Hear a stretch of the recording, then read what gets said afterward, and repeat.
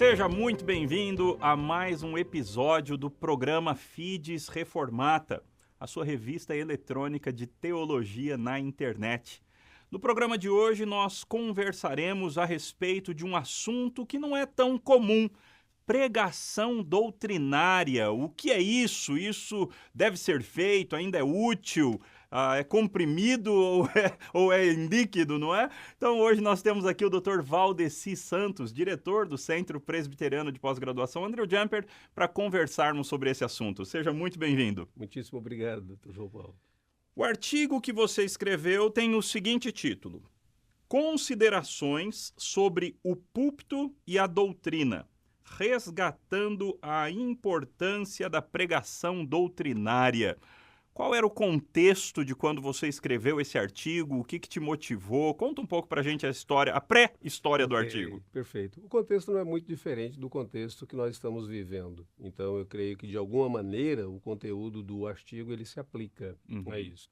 Mas o que me levou a escrever foi pesquisar e observar como que muitos sermões que eu ouvia, no Andrew Jumper, uma das coisas que eu ensino é pregação expositiva. Então, normalmente, eu ouço 2 sermões por semana, de outras pessoas. É uma maneira que eu tento, de alguma maneira, de estudar o caso.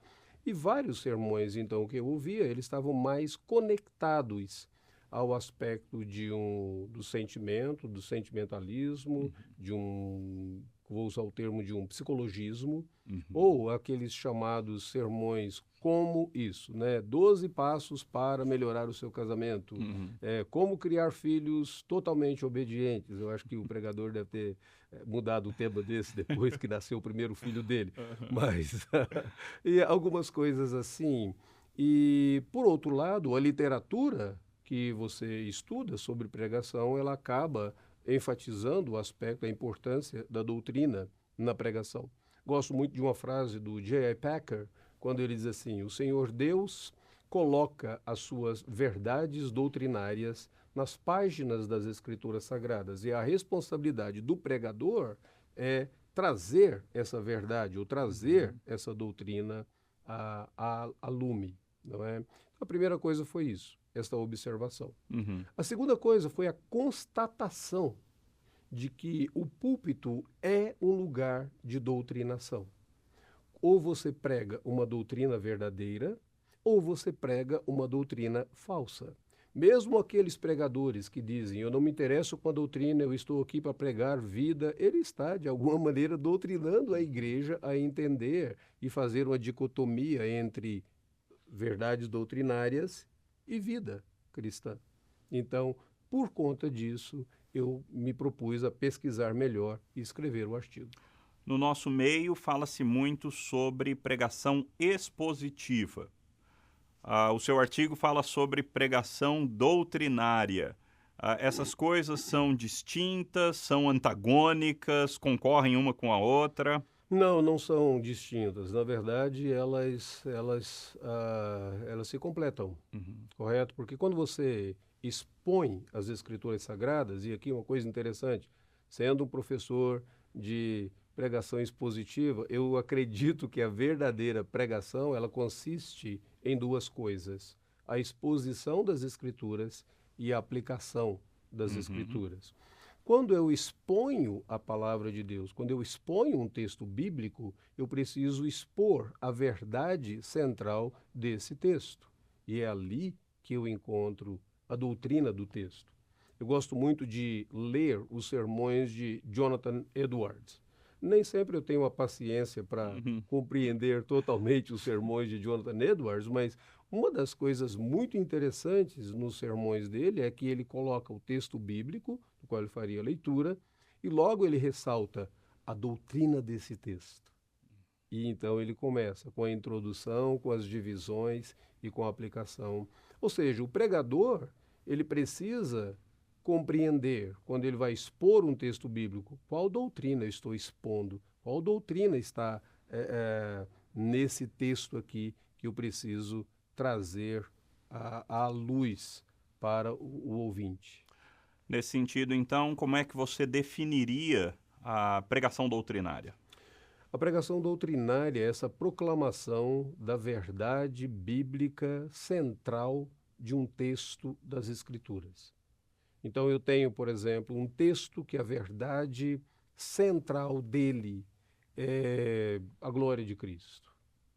Eu tenho outro que a verdade central dele diz respeito à importância da unidade da igreja, do amor fraternal, da igreja ser essa comunidade de união mesmo em Cristo Jesus. Eu tenho um outro texto que a verdade central dele é a santificação do povo de Deus. Uhum. Então, aquilo que muitos professores de pregação tratam como a ideia central, Haddon Robinson trata disso, a ideia central do texto, seria basicamente qualquer doutrina central do texto. Então, nós não estamos falando sobre expor um capítulo da sistemática do Berkhof, do Grudem, ou um capítulo da Confissão de Fé de Westminster. Não, na verdade, essa é uma das grandes tristezas que eu tenho quando eu ouço alguns seminaristas. Porque o seminarista entende que o chamado sermão doutrinário é você repetir um capítulo de Berkhof, digamos assim, né? Então começa a doutrina na história, por que essa doutrina é importante, porque essas pregações são totalmente indigestas. Essas pregações, na verdade, não são pregações. Você pode dar uma boa aula com um capítulo desses livros, você pode abordar, mas deixou de ser pregação. E pela própria definição de pregação, se pregação é exposição de uma parte da Escritura Sagrada e a aplicação dessa parte da Escritura Sagrada, então o púlpito não é esse momento para você dar uma aula de escola dominical.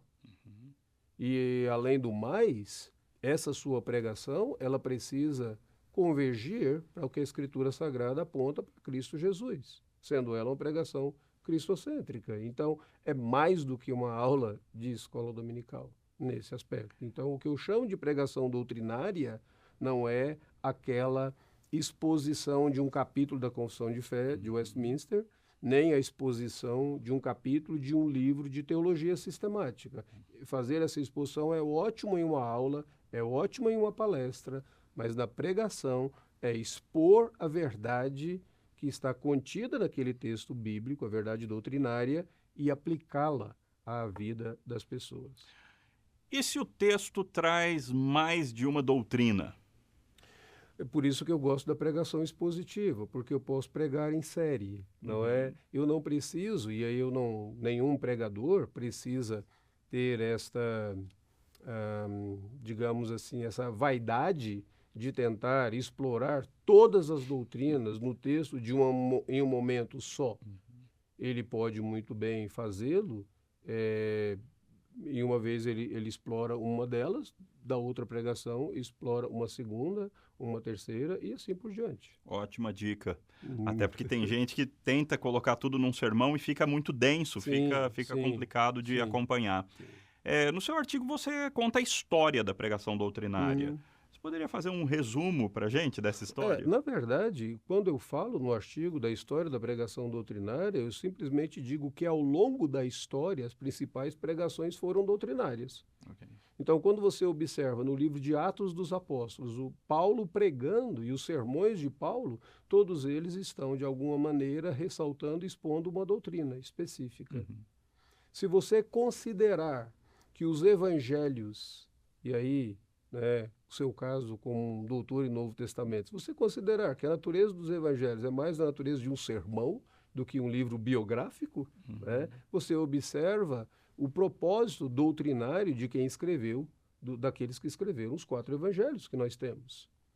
Mas quando você caminha para a história do cristianismo, você vê a mesma coisa. Você vê João Crisóstomo, o chamado Boca de Ouro, pregando, expondo as Escrituras Sagradas de uma maneira doutrinária. Você observa, no período da Reforma Protestante, a mesma coisa, com os grandes reformadores. Você nota isso no período dos puritanos britânicos, que o grande segredo dos puritanos britânicos era justamente o aspecto de expor a doutrina das Escrituras Sagradas. Quando eu cito Jonathan Edwards, embora ele tenha nascido na América do Norte, mas num período que a América do Norte ainda não estava separada da Inglaterra, né? Então alguns historiadores brincam dizendo que Jonathan Edwards era a mente americana mais brilhante que já existiu, só que ele era britânico, porque não existia aí dos Estados Unidos. Mas se você considera Jonathan Edwards como um dos últimos puritanos, você vai observar essa ênfase doutrinária também. Então, ao longo de toda a história do cristianismo, foi justamente assim.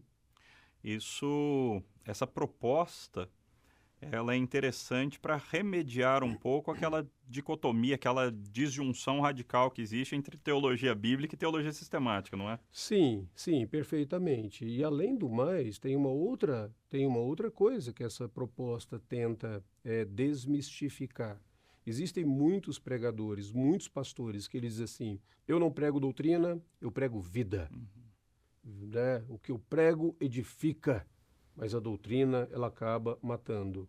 Só que eu gosto de uma frase do John Machen, quando ele diz assim, o cristianismo ele não é apenas um novo modo, um novo estilo de vida, mas ele é um novo modo e um novo estilo de vida fundamentado em uma mensagem. Se não for por essa mensagem do Evangelho, você não consegue ter, nenhum cristão consegue ter uma vida segundo o que as Escrituras Sagradas dizem. E essa mensagem do Evangelho é doutrinária. Então, assim, é impossível você dicotomizar, divorciar doutrina de vida, porque aquilo que eu faço, aquilo que você faz, está fundamentado naquilo que nós cremos, nas verdades que nós cremos. Por isso nós agimos como nós agimos. E, de novo, nos puritanos a gente encontra um exemplo maravilhoso disso, né? Uma perspicácia doutrinária e, ao mesmo tempo, aplicações extremamente práticas. Uma sensibilidade pastoral fantástica. Perfeito. Conseguiria dar um exemplo em um texto, quem sabe, de uma pregação doutrinária, um esboço de uma pregação doutrinária, algo do tipo? Esboço de uma pregação doutrinária de um texto das Escrituras Sagradas. Veja só, você pode muito bem pregar sobre a ressurreição de Cristo em Lucas capítulo de número 22. Por que buscais entre os mortos aquele que está vivo? Falando da importância desta ressurreição do Senhor Jesus Cristo. Você pode pregar sobre a doutrina das Escrituras Sagradas e da importância das Escrituras Sagradas para a salvação na parábola do rico e Lázaro. Eu gosto muito disso porque ali é tão interessante, não é? Porque o texto diz que o Lázaro morre, ele vai para o seio de Abraão, o rico morre, ele vai para um lugar de tormento, e lá nesse lugar de tormento ele pede a Abraão que mande Lázaro molhar a sua boca e diz, tem um abismo aqui entre nós, de tal modo que os que estão do lado de lá não podem passar para cá, nem os de cá passar para lá. E então ele vem com aquele plano evangelístico fantástico, que é um plano de evangelização do inferno, né? Porque ele vira e diz assim, manda Lázaro da minha casa paterna. Eu tenho 5 irmãos e eu não quero que eles venham para cá. E então, Abraão diz assim, eles têm Moisés e os profetas. E ele diz assim, não, mas se alguém ressuscitar dentre os mortos, eles crerão. Em outras palavras, esse plano evangelístico do inferno é mais ou menos assim, se tiver alguma coisa fabulosa, se tiver alguma coisa miraculosa, se tiver um fenômeno fantástico, certamente eles vão crer. E Abraão diz assim, se eles não creem em Moisés e os profetas, tampouco se deixarão persuadir, ainda que se levante alguém dentre os mortos. Qual que é a doutrina ali? A doutrina da suficiência das Escrituras. As Escrituras, e somente as Escrituras, são suficientes para gerar fé no coração do pecador. Já tem o sermão para o domingo. Muito obrigado, viu? Caminhando aqui para a nossa conclusão, você acha que, ainda assim, é possível um sermão temático em uma doutrina, ou você acha isso uma impossibilidade? É difícil falar que é uma impossibilidade, porque um dos grandes pregadores que nós tivemos ao longo da história, Charles Spurgeon, ele pregava tematicamente, Uhum. não é? Ele expunha tematicamente. Eu tenho um grande amigo, foi um dos meus orientadores no mestrado, Derek Thomas. Ele tem uma brincadeira dizendo assim que o sermão temático é aquilo que você deve pregar uma vez só na sua vida e passar o resto da sua vida se arrependendo porque você pregou. A preferência pelo sermão expositivo nesse sentido. Mas é possível. É possível, eu creio que Charles Spurgeon nos mostra que é possível. Eu não creio que deveria ser a prática contínua do pregador, porque o sermão temático, de alguma maneira, ele acaba exaltando a habilidade do pregador, ao invés de exaltar as escrituras sagradas. Eu gosto mais do sermão expositivo, porque o sermão expositivo, ele não apenas traz essa verdade do texto para o ouvinte, mas ele acaba sendo didático e ensinando o ouvinte a ler as escrituras sagradas quando o ouvinte está na sua casa. Então, por exemplo, quando eu prego expositivamente, eu quero mostrar qual que é a doutrina, a ideia central do texto. Eu começo a dizer para os meus ouvintes, prestem atenção nas repetições que aparecem nesse texto. Preste atenção nesse tempo verbal, preste atenção nessas construções, nessa análise que eu tenho desse discurso desse texto. E, de repente, eu começo a ver um membro da minha igreja lendo a Bíblia dele daquela maneira. E, de vez em quando, eu encontro uma Bíblia de um dos membros da minha igreja que ele esqueceu ali no templo e eu guardo para entregar para ele, eu abro e eu começo a ver palavras circuladas e ele anotando e colocando, talvez a ideia central seja essa. Talvez a verdade central seja essa. Então, eu creio que existe, embora seja possível, mas eu acredito que existem muito mais vantagens no sermão expositivo do que no sermão temático, dessa maneira. Sr. Valdeci, muito obrigado. Foi uma alegria conversar contigo sobre pregação, uma paixão nossa, não é? E muito obrigado você também que nos acompanhou em mais este programa Fides Reformata.